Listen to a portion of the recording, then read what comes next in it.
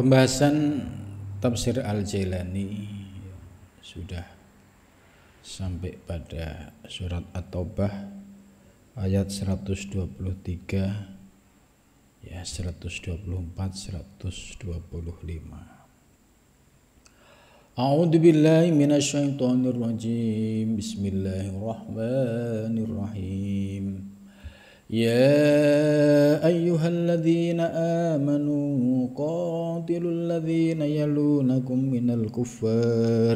من الكفار وليجدوا فيكم غلظة واعلموا أن الله مع المتقين وإذا ما أنزلت سورة فمنهم من يقول أيكم زادته هذه إيمانا فأما الذين آمنوا فزادتهم إيمانا وهم يستبشرون وأما الذين في قلوبهم مرض فزادتهم رجسا إلى رجسهم وماتوا وهم كافرون.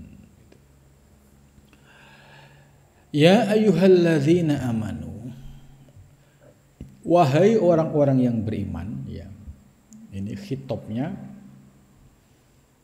yaitu orang-orang yang beriman. Jadi kalau ada ya ayyuhalladzina amanu, berarti yang dikhitab oleh ayat ini orang yang beriman. Kalau ya ayyuhan nas, berarti wahai manusia, sifatnya umum itu. Nah, bagi orang-orang yang beriman diingatkan oleh ayat ini. Qatilul ladzina yalunakum minal kuffar. Qatilu, ya, itu perangilah. Ya, perang dalam konteks zaman dahulu, ya. Qatilu itu bermakna perang, bunuh, ya. Dalam konteks perang kafir Quraisy dulu. Nah, ayat ini harus dipahami secara kontekstual. Kontekstual itu pemahaman yang sesuai dengan kondisi zaman. Ya, contoh kalau di zaman Nabi, ya ayyuhalladzina amanu qatilul ladzina yalunakum, bunuhlah orang-orang, ya, mereka yang dekat, ya, di sekitarmu, ya, dengan orang-orang kafir gitu. Wal yajidu fikum ghilzah, dan sikapmu harus keras terhadap mereka. Ya, ini harus dipahami konteks zamannya. Zaman Nabi ya, situasinya memang kafir pada zaman Nabi itu represif. Ya, mereka memiliki semangat untuk membunuh orang-orang Islam. Termasuk Nabi ketika di periode Mekah itu pun dikejar-kejar sampai akhirnya hijrah. Dan sudah di Madinah pun orang-orang kafir Quraisy, ya, masih mengganggu, ya, Nabi di Madinah. Akhirnya terjadilah perang Uhud pertama, perang Uhud kedua. Itu awal mulanya dipancing oleh kelompok kafir Quraisy. Nah, pada konteks zaman itu, ya, ayat ini ya sangat tepat sekali. Qatilul ladzina yalunakum. Perangilah, bunuhlah mereka-mereka orang yang di antara sekitarmu itu, ya, minal kufar. Kufar itu orang-orang yang menolak, orang-orang yang ingkar, orang-orang yang mengganggu dakwah Islam. Jadi makna qatilu konteksnya pada zaman Nabi seperti itu. Lah, qatilu ini dalam konteks zaman sekarang, ya, setiap negara itu sudah punya aturan main, ya, seperti, ya, di Timur Tengah, di Indonesia, dan di mana-mana itu sudah punya aturan main. Kalau ayat ini dipahami secara tekstual, ini bahaya. Bahayanya apa? Ketemu orang dianggap kafir, bunuh, bunuh. Kamu kafir, bunuh, bahaya. Akhirnya ayat ini sering digunakan untuk mendoktrin ya orang-orang yang dijadikan korban bom bunuh diri.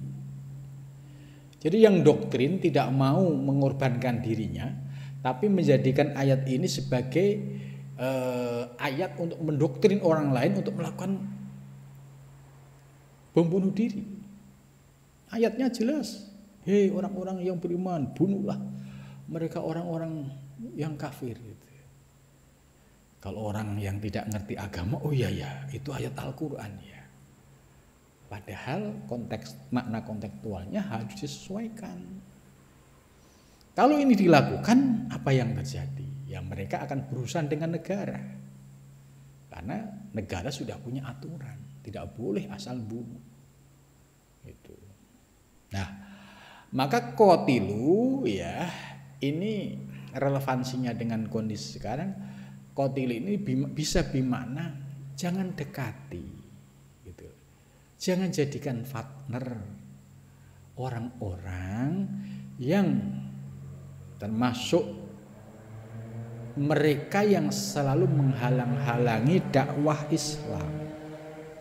Gitu. Mereka nampaknya baik tapi pura-pura. Lah, orang-orang yang seperti ini nggak usah ditemenin, nggak usah dideketin.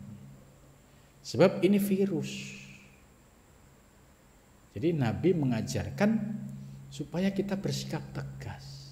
Oh iya, dia misalnya secara agama tidak satu agama dengan kita, tapi dia tetangga baik, ya dia harus dijaga kehormatannya.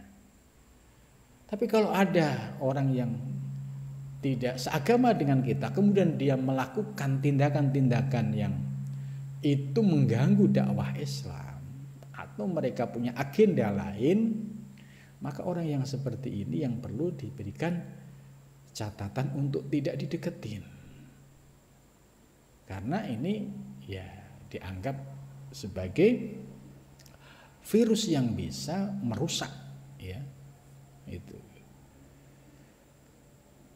Dan wal yajidu fikum ghildah. Dan hendaklah kalian bersikap ghildah. Ghildah itu tasaddudan. Tasaddud itu ya bersikap keras lah. Tasaddudi itu kan ekstrim gitu ya. Wa tasabburun alal qital wa jiru'atan wa tukurun alaiha. Ya, tapi maknanya jangan terus dipahami melakukan tindakan tadi penganiayaan atau membunuh. Ini nggak boleh. Karena kita sudah masuk ke dalam sistem negara. Maka orang-orang yang ya tidak punya pemahaman soal keagamaan dengan baik, kemudian diberikan ayat seperti ini dengan penafsiran yang doktrin ya, kamu harus, kalau kamu ingin taubat, kamu ingin masuk surga, ya sudah, kamu menjadi orang yang jihad, menjadi orang yang hijrah di jalan Allah. Satu-satunya jalan kamu harus melakukan bom bunuh diri. Jadi bom bunuh diri sendiri sudah salah, kemudian membunuh orang lain juga sudah salah. Terus yang menjadi korban, apakah juga tidak menuntut di hadapan Allah? Apakah saat dia dihisab akan bebas dari tuntutan ini? Tidak.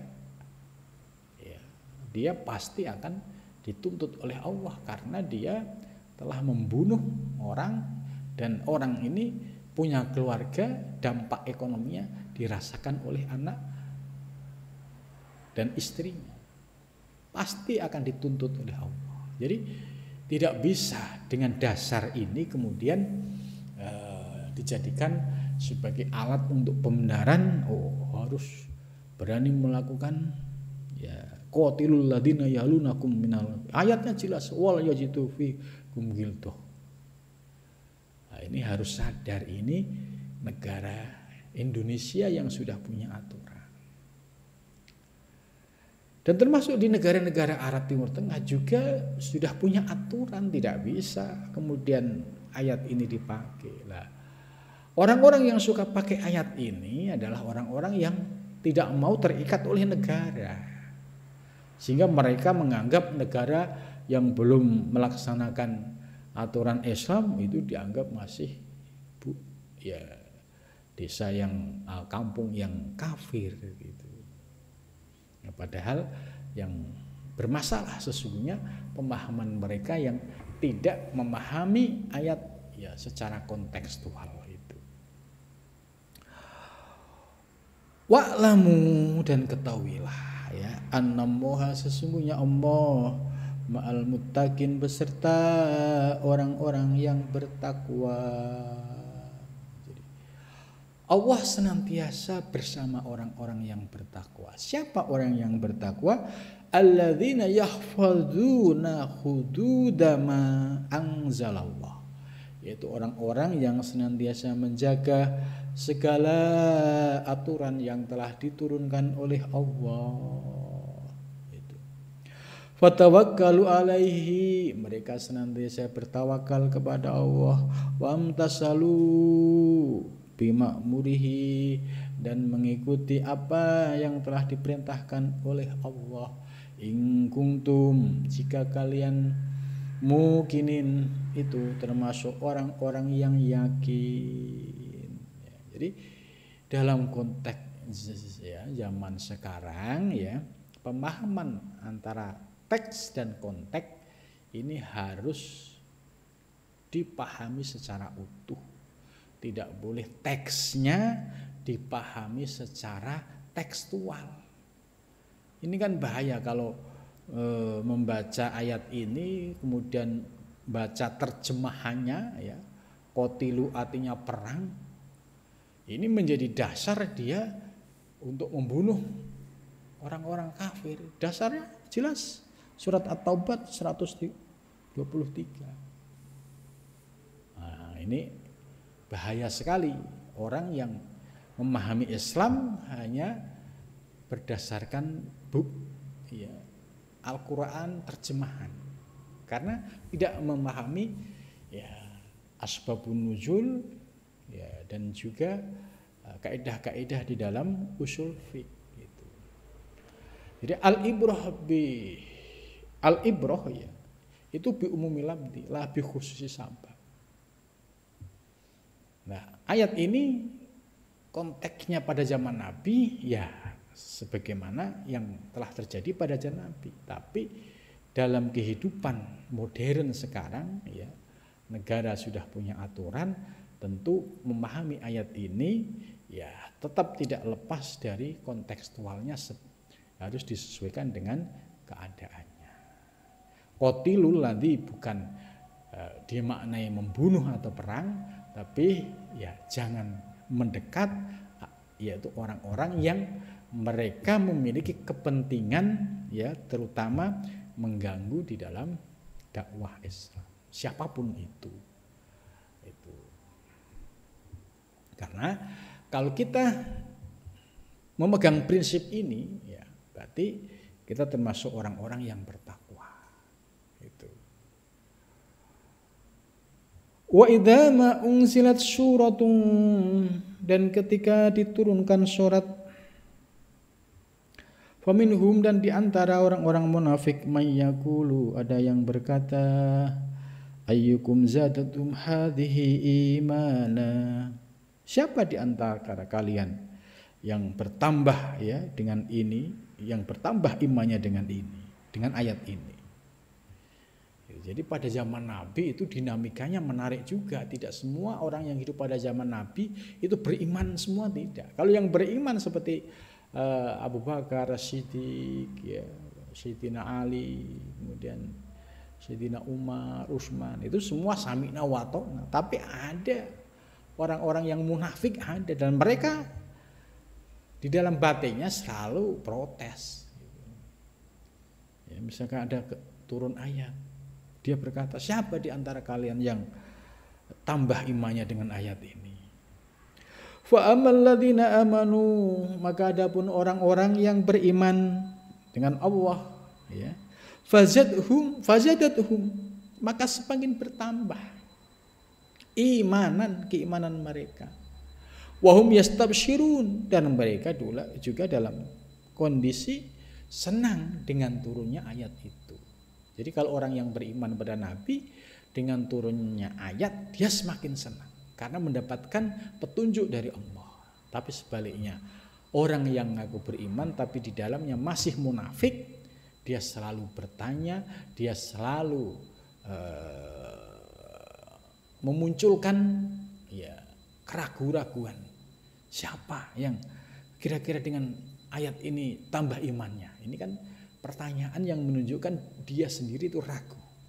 Tapi dijawab, ternyata ya bagi orang-orang yang beriman, justru dengan ayat yang turun, dia akan semakin bertambah imannya dan mereka senang dengan turunnya ayat-ayat tersebut.